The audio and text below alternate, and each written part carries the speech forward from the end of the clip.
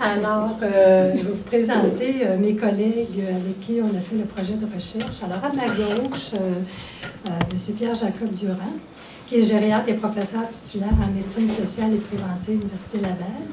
Il assume la direction scientifique du Centre d'excellence sur le vieillissement de Québec et préside la table nationale des réseaux universitaires intégrés de santé portant sur le vieillissement au Québec. Il s'intéresse aux soins palliatifs auprès des patients, auprès des démences ainsi qu'au traitement de la douleur. Dr. René Véraud, à ma droite, épidémiologiste et professeur titulaire au département de médecine sociale et préventive à l'Université Laval. Il est directeur de l'Institut sur le vieillissement et la participation sociale des aînés de l'Université Laval et titulaire de la chaire de recherche en gériatrie de l'Université Laval. Il est médecin clinicien en gériatrie en soins palliatifs à l'Institut universitaire de cardiologie et de pneumologie de Québec. Ses intérêts de recherche incluent la recherche clinique et épidémiologique dans le domaine du vieillissement, la maladie d'Alzheimer, les autres démences, la recherche clinique et évaluative en soins de longue durée et en soins palliatifs. Lucie Misson, qui est infirmière, bachelière et professionnelle de recherche au CEVQ, en train de faire sa maîtrise en soins infirmiers, coordonne et réalise les nombreux projets de recherche portant sur la douleur et les soins palliatifs chez les personnes atteintes de démence en phase avancée et terminale. Et c'est une conseillère hors pair en recherche, je dois dire. France Brunet, qui est infirmière à l'hôpital général depuis 24 ans. Alors, plusieurs années d'expérience auprès des personnes âgées. Elle a suivi une formation à la maison Michel Sarrazin il y a 10 ans. Une passionnée, je dirais, des soins palliatifs.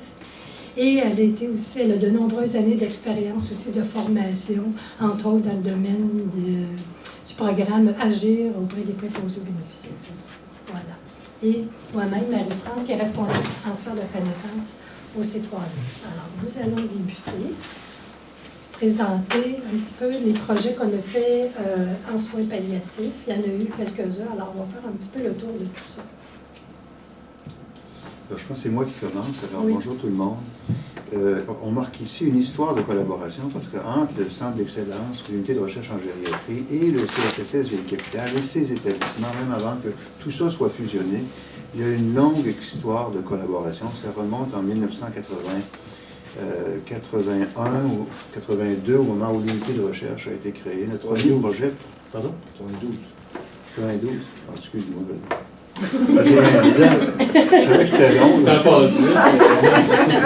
C'est vrai, 80, parce que moi j'ai commencé en gériatrie en 80, excusez-moi. C'est une histoire de collaboration aussi avec les soins et services à domicile qui étaient à l'UMF du CHUL à l'époque, où j'ai été un des premiers résidents à aller faire les visites à domicile avec les infirmières. Ils m'ont appris des choses là comme c'est pas possible. Mais là, je reviens à 92, 10 ans plus tard, c'est avec les CHSLD, une histoire de collaboration, la pratique de la contention physique comme lieu d'hébergement, l'hôpital général, entre autres. Puis Diane s'en souvient, hein, Oui. on avait débarqué dans l'établissement pour voir un peu comment on se comportait face à ça. Et ça a toujours été fait dans une optique d'amélioration des pratiques de soins sur des problèmes de santé qui étaient vus, perçus et compris comme importants par les équipes de soins. Notre équipe de recherche a toujours eu ce souci de se pencher sur des problématiques qui étaient celles vécues par les équipes soignantes, celles vécues par les personnes, par les familles aussi. C'est un peu dans cette continuité-là que tout le programme de recherche des 25 dernières années se sont développés. Amélioration des pratiques de soins et souci des chercheurs de répondre aux besoins individuels. Il y a eu ce projet de recherche qui a été piloté par René, et Lucie était à ce moment-là très présente comme professionnelle de recherche, qui consistait à développer un outil pour mesurer la douleur chez les personnes qui souffrent de démence à un stade avancé, des gens qui sont non communicants, comment on réussit à identifier les personnes qui sont souffrantes et à les soulager. C'est une expérience où on a impliqué une infirmière championne du milieu, une infirmière qui venait du milieu. Donc, on va vous donner les caractéristiques un peu plus tard de l'infirmière championne avec le phénotype de France.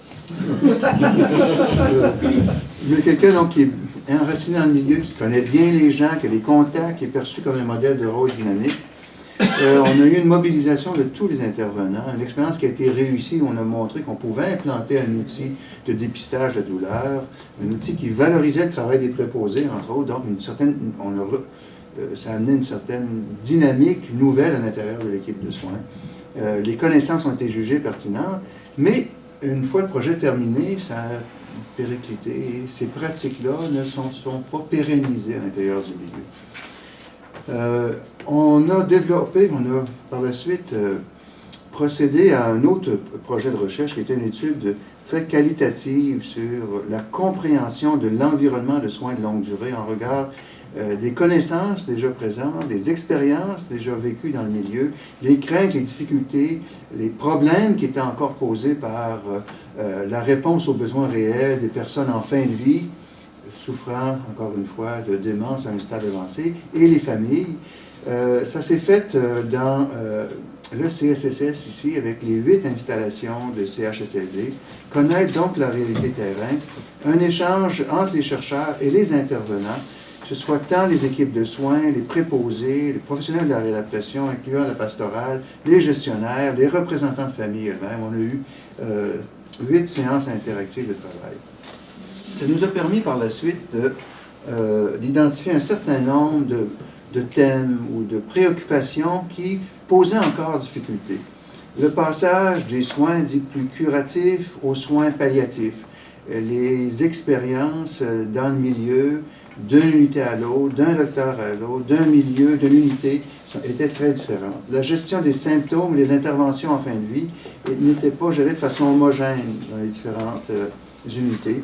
L'environnement de travail en soins palliatifs, l'environnement de travail qui ne favorisait pas nécessairement l'échange des connaissances et ne favorisait pas les soins palliatifs. La formation en soins palliatifs, un manque de connaissances dans plusieurs dimensions, entre autres la gestion de la douleur en particulier. Tout le volet de la collaboration interprofessionnelle qui doit se centrer sur les besoins de la personne. On s'est aperçu que c'était implanté de façon très hétérogène aussi, que dans plusieurs milieux, il y avait très peu de collaboration interprofessionnelle. Le grand défi de la communication avec les familles, le rôle du médecin, des infirmières dans la communication, entre autres. Les enjeux éthiques, jusqu'où on va, quand est-ce qu'on arrête, quand est-ce qu'on passe des soins actifs à visée plus curative vers des soins d'accompagnement à visée plus palliatif. Et la place du bénévolat, la place des bénévoles en soins palliatifs qui a été très bien développée dans un milieu, l'hôpital général, était par ailleurs absente dans les autres installations. Et on a retenu de tout ça, évidemment, un langage, un vocabulaire, une culture qui était présente dans le milieu et qui nous a permis de préparer l'autre étape, qui est le programme principal, celui dont René va nous parler, le projet d'intervention comme tel pour implanter une approche de soins adaptés aux besoins des personnes, en particulier les personnes non communicantes, une approche de soins palliatifs. Alors, ces résultats-là ont été formatés avec l'aide ici avec l'aide de Marie-France, de façon à être très visuelle, à être très accessible pour les intervenants, pour les gestionnaires, en faisant émerger les grandes difficultés sous les thèmes que je viens d'énumérer. Alors, sans plus tarder, je passerai la parole à René pour nous parler du projet principal qui était vraiment... il y avait les ingrédients avant, René, peut-être tu peux nous parler des ingrédients. Non, tu l'as enlevé, là? Oui. OK, excuse-moi. C'était plus tard. C'est plus tard, OK. Non, c'est correct. Tu es à la page 6, René. Bon, en fait, moi, je vais revenir à 92. Parce que quand le premier projet qu'on a fait ensemble, quand on a commencé à travailler ensemble, c'était dans ces optiques-là, dans cette optique-là qu'il a mentionné. Le projet sur les contentions physiques, on était déjà enligné sur l'idée de modifier puis d'améliorer les pratiques de soins en soins de longue durée. Puis le sujet des contentions physiques, on s'était dit, juste aller faire de la formation, ça va être utile, mais c'est absolument pas suffisant. On avait, avec Jean-Paul Ouellette, que peut-être certains d'entre vous connaissent, on a développé un peu, à partir de la littérature, puis avec Jean-Paul beaucoup, l'idée qu'il fallait, si on voulait modifier les pratiques de façon avec un peu plus de pérennité, notre stratégie, ça avait été de dire, on va d'abord mesurer les choses, on va quantifier le problème, puis pour intervenir, on va avoir d'abord de la formation à tout le personnel sur les problèmes reliés à la contention physique, l'utilité, etc. Ce que la littérature, ce que la science nous dit là-dessus, comment on devrait travailler. De la sensibilisation auprès de tous les autorités dans les établissements pour les mobiliser. On avait aussi un suivi clinique avec une personne championne dans chaque établissement. Ça, c'était un peu autour, le cœur de ça. un suivi clinique de la contention, etc. Puis tout ça était emballé dans le contenant d'un projet de recherche financé par le FRSQ à l'époque, où on faisait cette intervention multiple-là dans un milieu comparé à un milieu témoin. Puis ça avait super bien marché, puis on avait des bons résultats. Dans le fond, on a été plutôt... on a répété la même recette. Après, dans le projet de la douleur, on a fait un peu la même chose avec un agent local, une infirmière qui mobilisait son monde. On a formé tout le monde sur la douleur, l'utilisation de la morphine, etc. Et puis, on a démontré qu'avec un milieu témoin, que quand on fonctionnait avec cette stratégie-là multiple, on arrivait à, mieux détecter les épisodes de douleur avec un outil qu'on avait bien validé. Deux, qu'on était capable d'intervenir et de réduire l'impact de la douleur. C'était de la douleur chez les démons qui communiquent plus, de la démence avancée, avec un suivi clinique quotidien, etc. Donc, on a démontré qu'on pouvait y arriver sur une période d'une année. Après, quand le projet s'est terminé, qu'on a remballé nos subventions, puis nos choses après la subvention, puis qu'on est parti, il y a eu de la difficulté à ce que l'établissement se l'approprie. Mais la suite de ça, ça a été de dire, comme c'est une stratégie qui marche bien, on s'est dit, on va essayer de refaire un peu l'exercice pour voir si, dans le contexte beaucoup plus large des soins de fin de vie, des soins palliatifs en milieu d'hébergement dans la démence, si on arrive à mobiliser, puis à transformer, puis à améliorer les pratiques. C'était la même recette. Formation à tout le personnel sur tout un programme de formation qui durait une journée pour les infirmières, une demi-journée pour les préposés, une demi-journée pour les médecins et les pharmaciens. Oui. Sur tous les enjeux que ça concerne, les soins de fin de vie et les soins palliatifs, on avait une infirmière championne, dont on va beaucoup vous parler, qui a pris le projet à bras-le-corps dans l'établissement. On avait aussi sensibilisé pas mal les individus au projet. On avait un suivi clinique sur plusieurs aspects qu'on trouvait importants dans l'amélioration des pratiques de soins de longue durée. Il y avait, en soins de fin de vie, il y avait un suivi clinique sur les soins de bouche, on va en parler plus, sur la douleur, le confort, puis les difficultés, les symptômes respiratoires en fin de vie, pour essayer de systématiser un peu plus, pour détecter les problèmes, intervenir de façon plus appropriée, etc., avec des outils qu'on avait développés puis qu'on implantait dans les milieux. On a aussi utilisé, c'est un projet qui s'est fait en même temps à Sherbrooke et ici avec un collègue qui s'appelle Marcel Arcan, que les gens de gériatrie connaissent bien. Le projet s'est fait dans un milieu à Sherbrooke, un milieu à Québec, avec un milieu témoin, toujours là, pour comparer les impacts du projet dans les deux endroits. On a tenté de systématiser les rencontres de famille, les directives anticipées de façon plus systématique. On a utilisé un livret d'information que Marcel a développé sur les soins de fin de vie puis en démence, dont on a systématisé aussi l'utilisation pour les rencontres, pour les informations de famille. On s'en est servi aussi pour la formation du personnel, etc.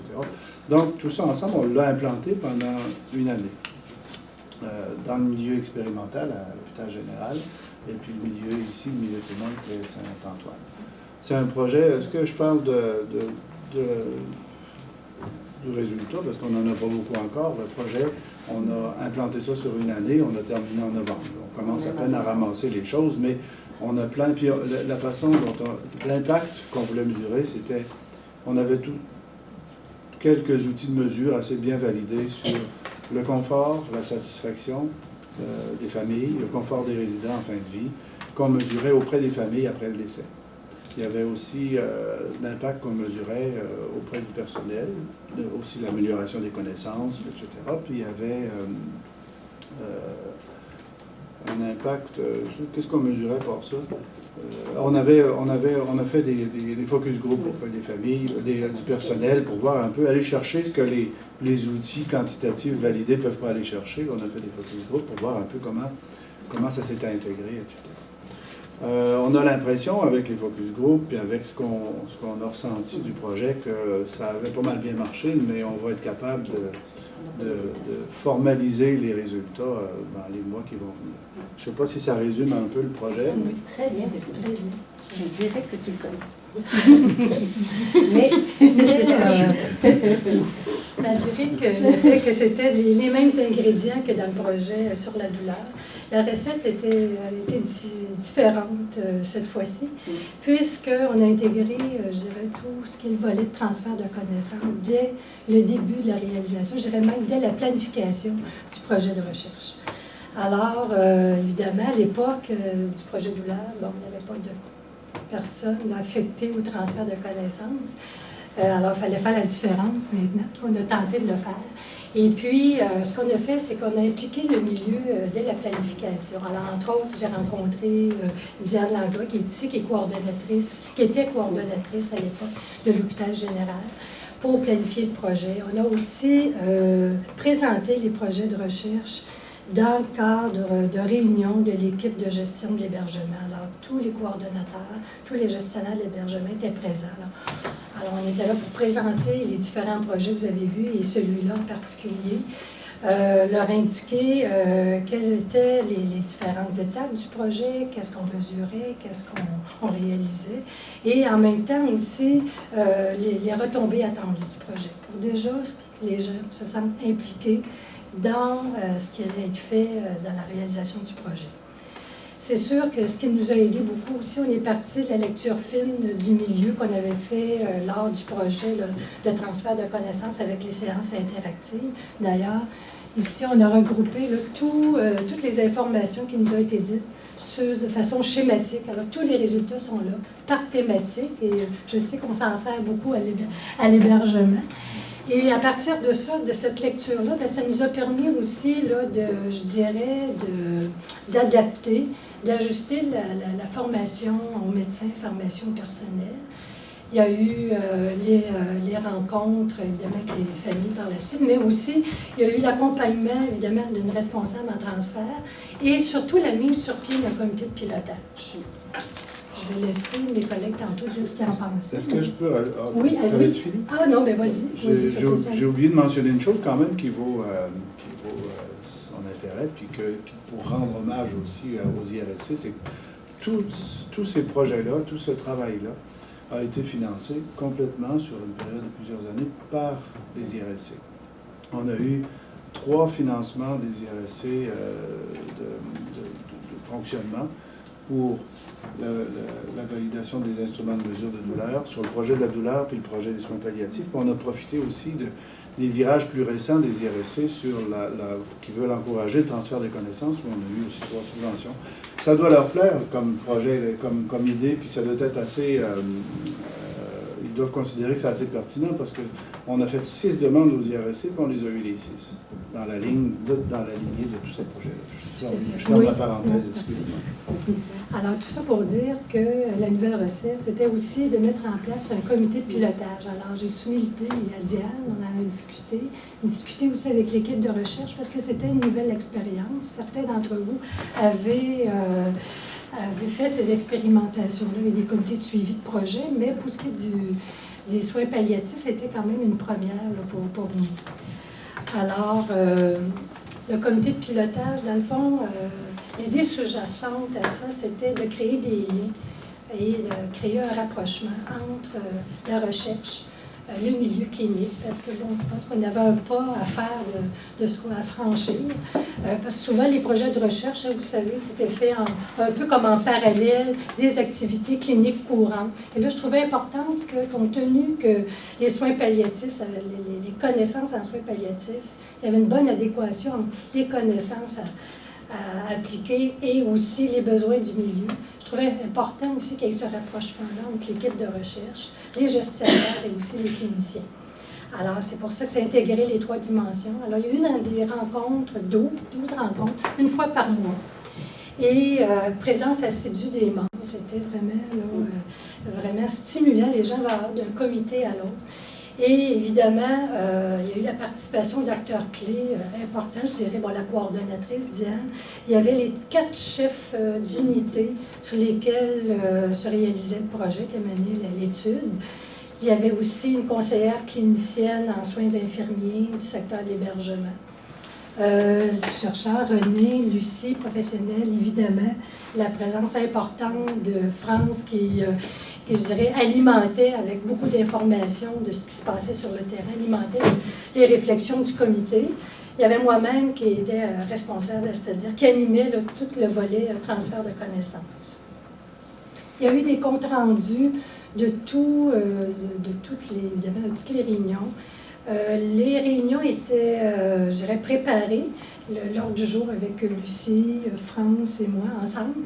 On préparait, on soumettait à l'équipe de gestion, à Diane, qui par la suite là, était transmis là, aux différents participants. Il faut dire aussi qu'au fur et à mesure qu'on a discuté de tous les aspects justement du projet de recherche, on s'est aperçu qu'il y avait une absence d'une professionnelle très importante, puis qui s'est jointe par la suite, qui était la pharmacienne, parce qu'il y avait des éléments importants de ce côté-là. Et évidemment, on ne pouvait pas non plus ouvrir le comité à l'ensemble, je dirais, de tous les représentants, je dirais, soit du personnel, bénévole ou autre, parce que ça aurait été difficile de piloter un projet avec autant de personnes. Alors, on essayait d'atteindre un équilibre à la fois d'un nombre, là, je dirais, qui pouvait faciliter là, la tenue d'une réunion mensuelle, mais à la fois d'avoir quand même des représentants de tous les secteurs. Alors, à quoi ça sert un comité de pilotage? Alors, c'est ça, ça nous a permis de, justement, discuter des enjeux cliniques, des enjeux de gestion aussi, et aussi, ça a permis des ajustements aussi de la recherche. Par exemple, je vous donnerai, entre autres, pour les soins de bouche, on s'est aperçu que, l'équipe de recherche proposait les soins de bouche, là, une fréquence de 3 fois par jour. On s'est aperçu que sur le terrain, France pourra l'expliquer un peu plus, on s'est aperçu sur le terrain que ça ne pouvait pas être possible. La charge de travail, puis l'ensemble aussi des tâches à exécuter.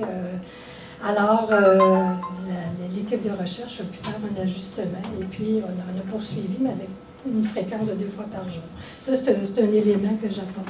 Il y a aussi, ça nous a amené aussi à réfléchir sur le rôle des infirmières. Aussi, on sait que les infirmières sont sollicitées par toutes sortes de demandes. Et évidemment, ça a amené des réflexions quant à leur capacité à justement faire le suivi de la douleur et tout ça, compte tenu des nombreuses demandes qui lui sont faites dans l'opérationnel de tous les jours. Alors, ça aussi, ça nous a amené une réflexion, puis ça a amené aussi l'équipe de gestionnaires à savoir quels sont les éléments qui pourraient être modifiés pour faciliter le rôle des infirmières. Alors, c'est que ce sont différents exemples, en tout cas, qui ont été, je dirais, intéressants et à la fois aussi à chaque réunion, à la fin, on avait un volet vraiment plus transfert de connaissances où au fur et à mesure qu'on réfléchissait sur la réalisation, sur les obstacles, les leviers, tout ça, on essayait de se projeter pour les prochains mois, les prochaines années, si on avait à planifier un projet de transfert de connaissances et à étendre les soins palliatifs dans tous les centres d'hébergement du C3S, mais éventuellement dans d'autres C3S au Québec. Alors, la réflexion se faisait aussi au fur et à mesure et de voir tous les ajustements nécessaires pour préparer le terrain au transfert de connaissances. Alors, je vais vous laisser la place à France qui va parler de son rôle qui était fort important. Ben moi, c'est ça, en premier lieu, on voulait que je parle du comité de pilotage, comment j'avais vu ça au départ. Fait que moi, étant une fille de terrain et pas très comité et réunion, là, c'était pas vraiment mes gros avantages. Fait que j'ai fait, non, pas encore des comités, des réunions, des comptes rendus, des procès-verbaux, nanana. Là, j'ai fait, non. Fait que là, ça se disait, ben peut-être une fois par mois ou peut-être une fois par 3 mois si on voit que ça se déroule bien. Yes, une fois par 3 mois, ça va être bien correct. Mais non, ça a été une fois par mois, puis ça a été bien correct parce qu'on avait vraiment hâte. On avait vraiment hâte à la prochaine réunion. Parce que ces réunions-là m'ont vraiment permis de réaliser plein de choses. Nos chefs d'unité, nos supérieurs, et tout ça. C'est sûr, on ne les voit pas beaucoup tout le temps sur le terrain. Surtout que moi, je suis une fille de soir, à temps plein normalement. Ça fait que ça m'a vraiment permis de développer des liens avec ces personnes-là. Dire, on fait partie d'une équipe, on travaille tous sur le même niveau. C'était vraiment agréable de se sentir écouté, entendu, puis tout ça. Fait que ça a vraiment avancé très rapidement. Fait que, en tout cas, moi, j'ai tissé des liens là-dedans, puis j'ai bâti une confiance épouvantable envers des gens que je connaissais à peine. Là. Ça m'a permis de découvrir aussi qu'il existait autre chose que le plancher. Quand on est toujours sur le plancher, on ne voit pas toujours ce qui existe ailleurs comme comité de qualité. Je ne savais même pas que ça existait. Tu sais, ça m'a permis de découvrir ça, qu'il y a toutes sortes de ressources qu'on n'est pas toujours au courant. Ça fait que c'est vraiment important de connaître le rôle de chacun pour avoir des bonnes références, des bons outils pour travailler. Moi, je vais vous donner un petit peu à quoi ça pouvait ressembler ma journée comme infirmière sur le plancher dans le projet. Mais au tout début, c'est sûr qu'il a fallu monter la formation. Et dans le courant du mois d'octobre, j'ai formé les infirmières, les auxiliaires, les préposés.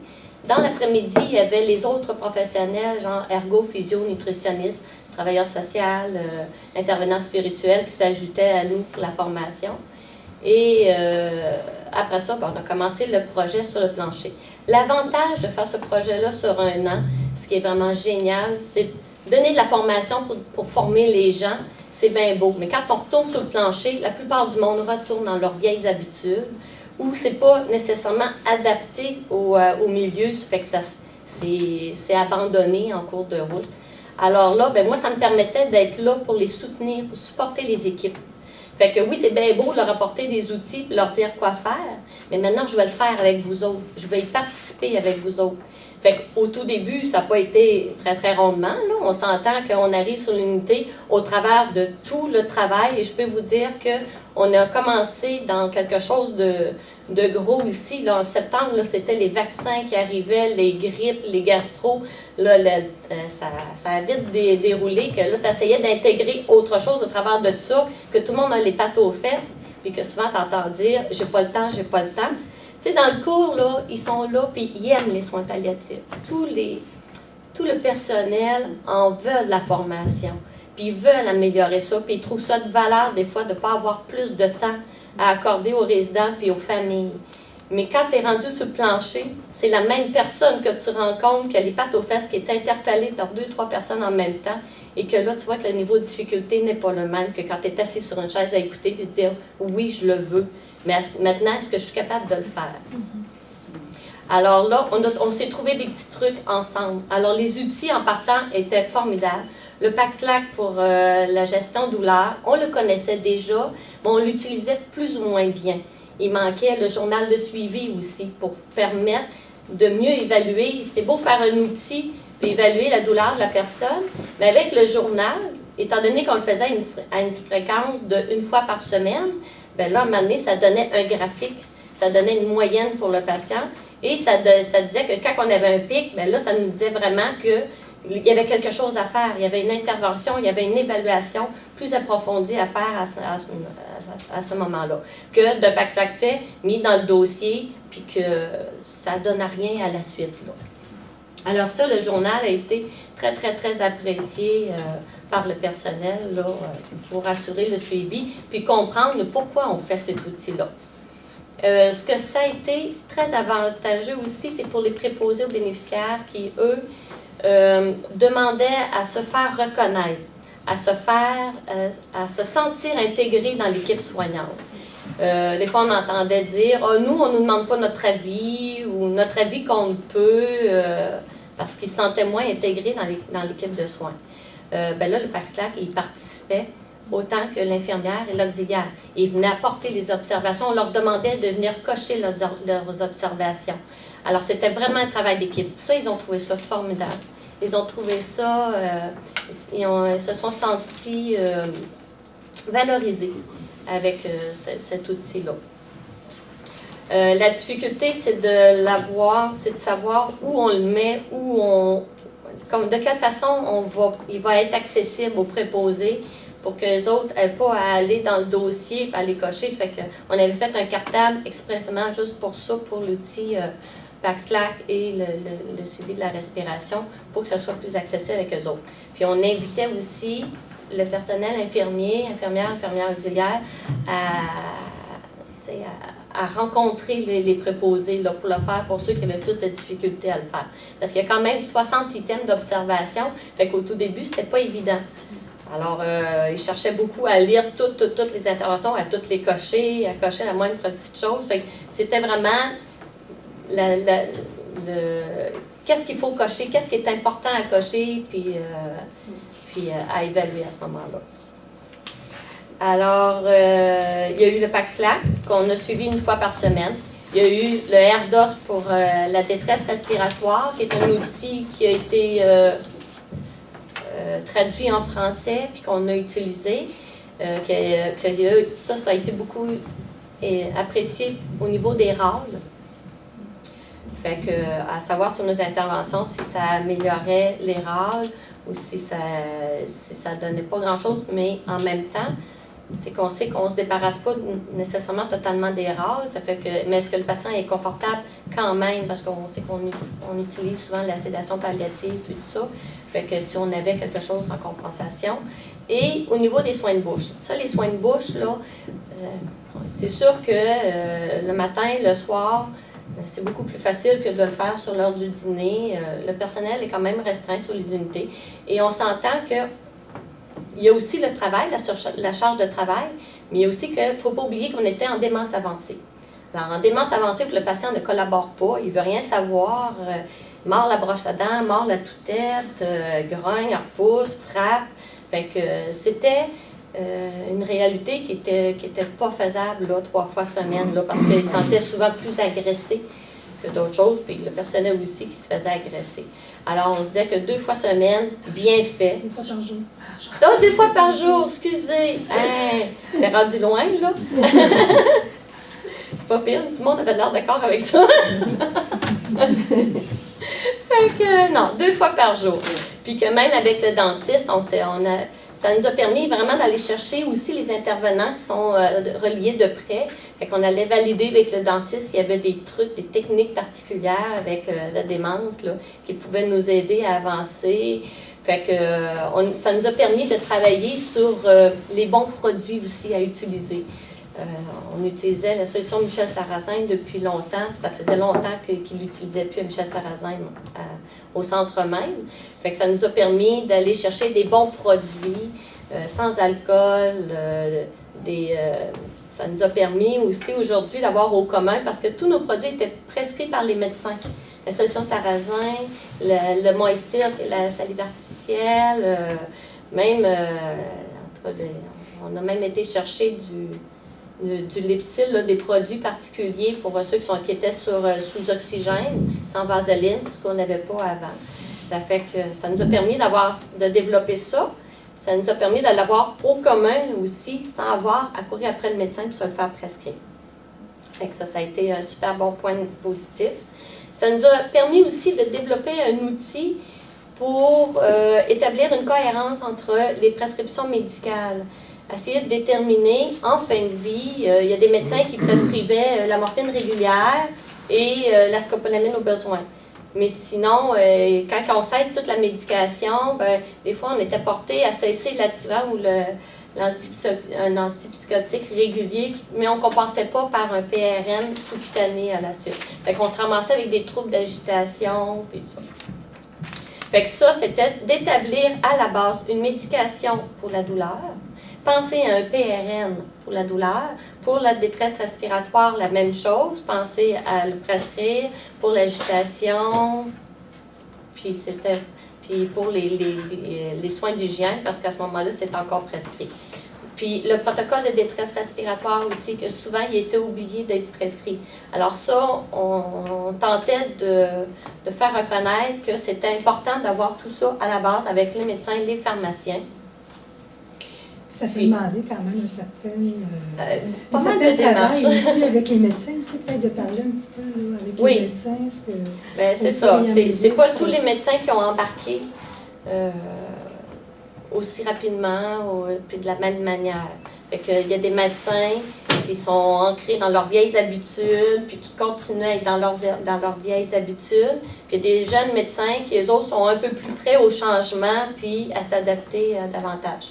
Quoiqu'en cours de route, on a eu nos vieux médecins qui voulaient moins changer, se sont mis à embarquer, puis à être même plus collaborateurs à un moment donné.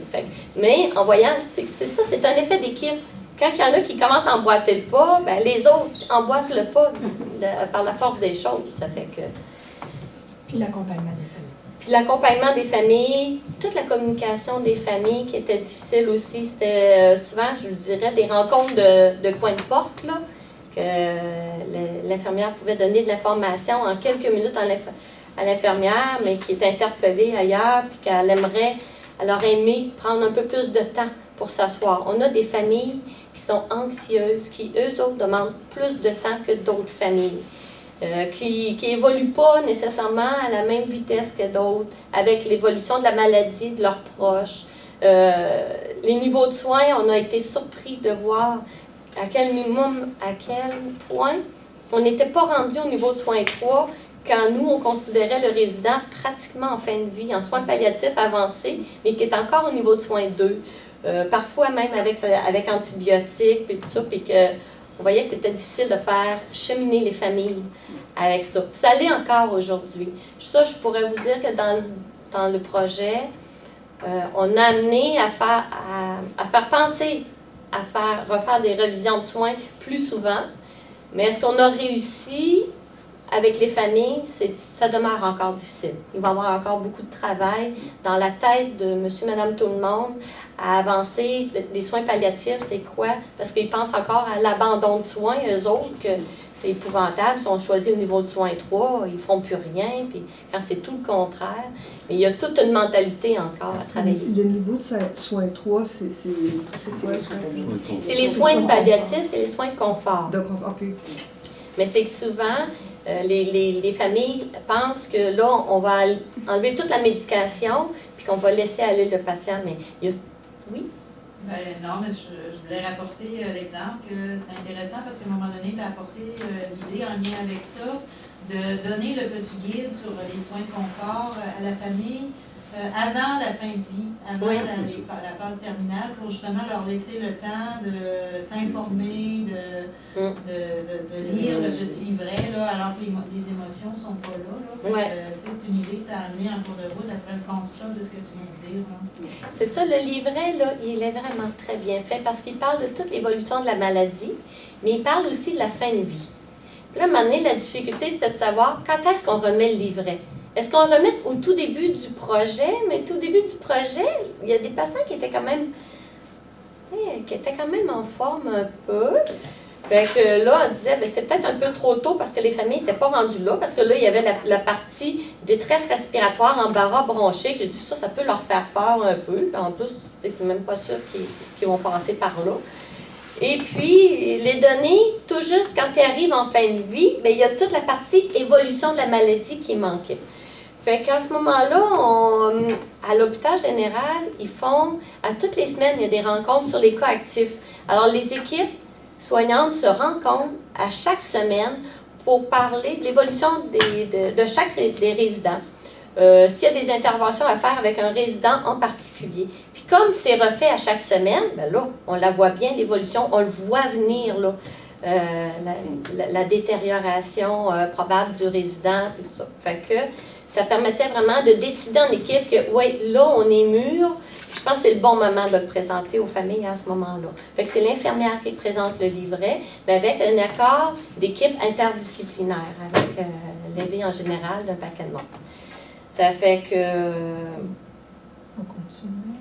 Oui, je pense que... Alors, peut-être pour... puis juste pour vous rajouter, là, que dans le courant de la formation, ça nous a permis de refaire, parce qu'on donne une formation, on fait le suivi sur le plancher, mais on faisait des capsules, on faisait des petits journaux, à peu près aux 6 semaines. Fait que des capsules pour revenir sur... Bien là, ça, c'est à travailler un petit peu plus. Le côté douleur, ça, il fallait le travailler un peu plus. Fait qu'il fallait faire un retour là-dessus. Alors, ça permettait de ramener les équipes et de les prendre étage par étage, là, pas toute la gang en même temps, mais de faire plus des petites rencontres plus personnalisées, dire, ben ici, on va retravailler ça parce que, bon, il y a des choses qui étaient un petit peu moins bien comprises, moins bien appliquées, ou qui encore, on découvrait d'autres nouvelles choses en cours de route aussi avec d'autres intervenants, fait qu'on le modifiait, on pouvait le réadapter à nouveau, là, puis remettre des pendules, puis remettre de l'eau au moulin aussi, permettre aux équipes de garder la bonne énergie, parce qu'un an, c'est sûr qu'on voyait ça gros, puis finalement, un an, ça passait super vite. Puis à la fin du projet, ils ont fait, c'est déjà fini. Ils étaient tristes, parce qu'ils ont vraiment aimé ça, là. Puis toute cette activité-là, alentour de ça, en plus, on avait des petits biscuits, des cafés, des petits gâteaux. On leur a fait un paquet d'affaires pour rendre ça plus agréable. On a fait des tirages de prix de présence, des bouteilles de vin, des billets de toutes sortes d'affaires. Fait qu'en tout cas, ils ont adoré ça. Ben, vous voyez, pour aimer ça, là, ça prenait une personne de même. Elle est en dessous, elle n'aurait jamais osé le dire, elle. Moi, je le dis. Pour être championne, dans les 3 projets d'ailleurs, c'est ce qui a été... Dans le fond, ce qui est important, c'est qu'il faut que cette personne-là jouisse du respect de tous. Il faut qu'elle soit reconnue par ses pairs. Il faut qu'elle sache écouter plus que parler. Là, elle est capable de parler, vous l'avez vu faire, mais elle sait écouter aussi. Il faut qu'elle connaisse son milieu, son organisation, parce qu'une culture...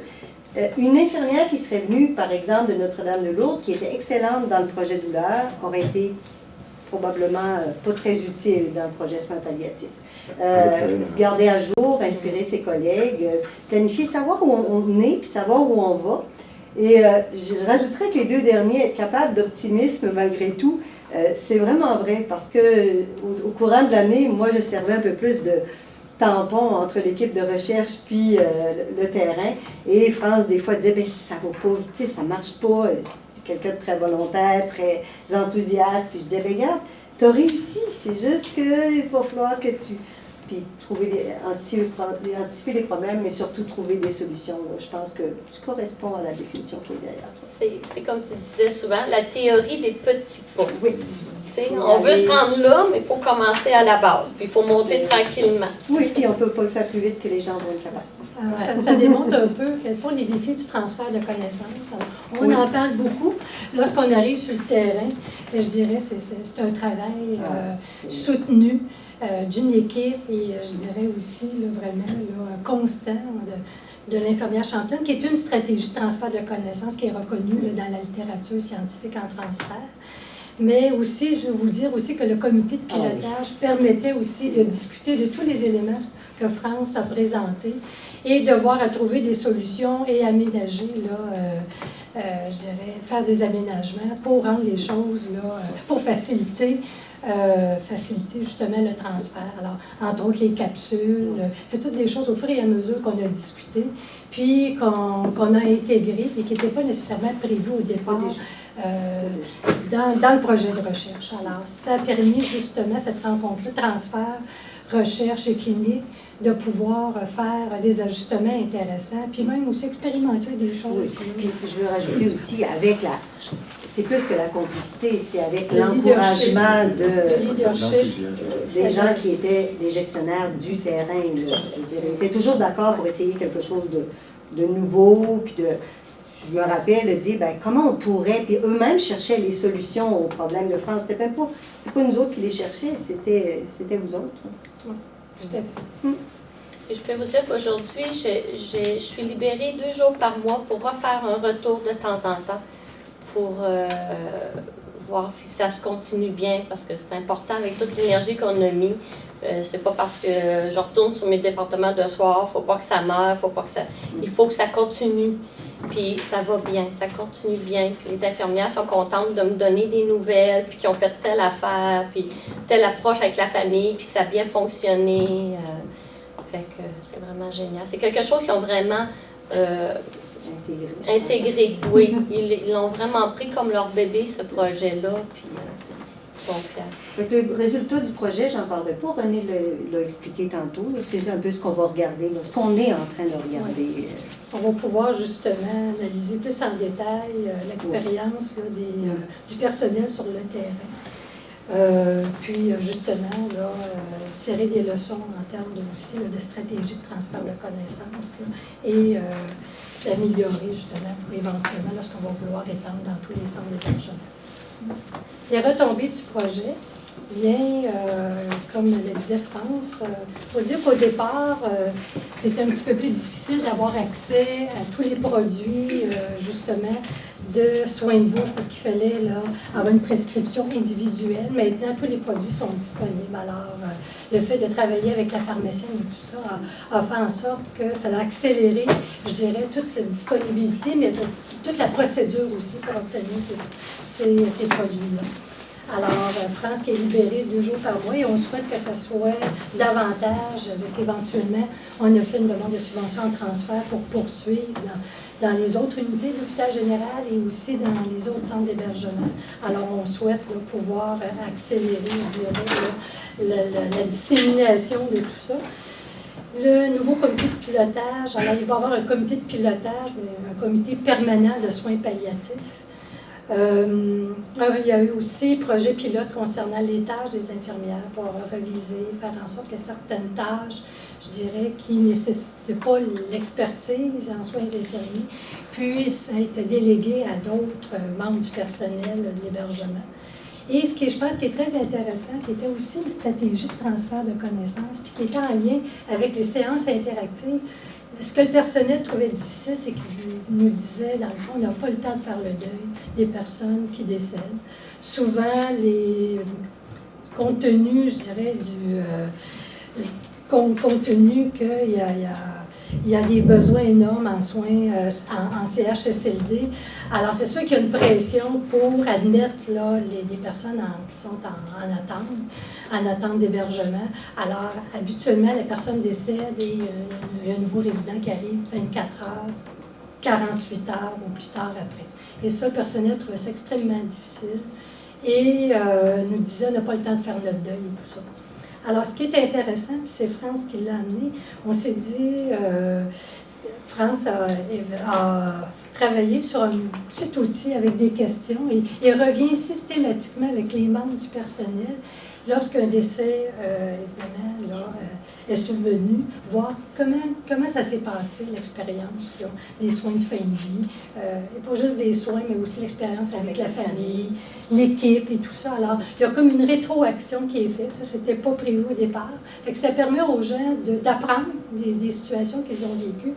Puis, en même temps aussi, ça permet de boucler la boucle. Alors, ça répondait à la fois, je dirais, à des objectifs de transfert, mais aussi à des objectifs de permettre au personnel de boucler la boucle, de discuter de ce qui a été difficile, puis que ce soit plus facile, éventuellement, bon, de pouvoir s'investir avec un nouveau résident. Et ce qui est intéressant de ce côté-là, ce sont les supérieurs immédiats, les chefs d'unité, qui ont repris ces éléments de rétroaction-là avec leur personnel. Alors là aussi, c'était pas nécessairement, je dirais, une pratique des supérieurs immédiats, mais lorsqu'on en a discuté au comité de pilotage avec les chefs d'unité, je trouvais intéressant de jouer un rôle à ce niveau-là. Alors voilà.